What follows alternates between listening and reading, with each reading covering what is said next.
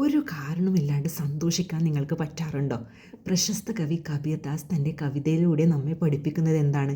കസ്തൂരിമാൻ സുഗന്ധം തേടി കാട്ടിലൂടെ അലഞ്ഞു തിരിഞ്ഞു നടക്കുന്നു. അത് പൂക്കളുടെ അടുത്ത് പോയി, മരങ്ങളുടെ അടുത്ത് പോയി, കാറ്റിൻ്റെ ദിശയിലൂടെയൊക്കെ പോയി എവിടെ നിന്നാണ് ഈ സുഗന്ധം വരുന്നതെന്ന് അന്വേഷിക്കാൻ. ഒരുപാട് അന്വേഷിച്ചതിന് ശേഷം കസ്തൂരിമാൻ മനസ്സിലാക്കുന്നു ആ സുഗന്ധം സ്വന്തം ശരീരത്തിൽ നിന്നാണ് വരുന്നതെന്ന്. കബീർദാസ് നമ്മെ പഠിപ്പിക്കുന്നത് എന്ത്? നമ്മുടെ ജീവിതത്തിലും യഥാർത്ഥ സത്യം എന്താണെന്ന് വെച്ചാൽ സന്തോഷം നമ്മുടെ ഉള്ളിലാണ്. നമ്മളത് തേടി അലിഞ്ഞുകൊണ്ടേയിരിക്കുന്നു. ചിലർ പറയും, ഒരു വീട് വെച്ചാൽ ഞാൻ ഭയങ്കര സന്തോഷവാനാണ്, ഒരു ജോലി കിട്ടിയാൽ ഞാൻ സൂപ്പർ ഹാപ്പി. അതെല്ലാം താൽക്കാലികം മാത്രം. സത്യം എന്താണെന്ന് വെച്ചാൽ യഥാർത്ഥ സന്തോഷം നമ്മുടെ ഉള്ളിലാണ്. എപ്പോഴും നിങ്ങൾ ശ്രദ്ധിക്കുക, നമ്മുടെ സന്തോഷത്തിൻ്റെ താക്കോൽ മറ്റൊരാളുടെ പോക്കറ്റിൽ വെക്കാതിരിക്കുക. ജീവിതത്തിൽ എല്ലാവർക്കും പ്രശ്നങ്ങളുണ്ടാവും.